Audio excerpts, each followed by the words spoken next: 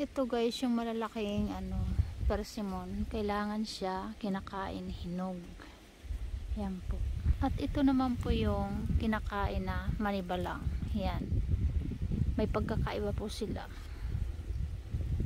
Yan, ang daming bunga. Yan. Yan po. May pagkakaiba po sila. Ayan.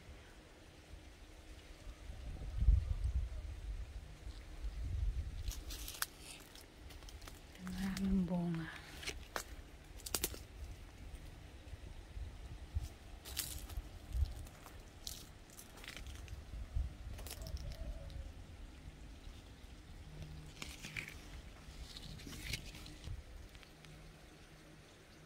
Yan po.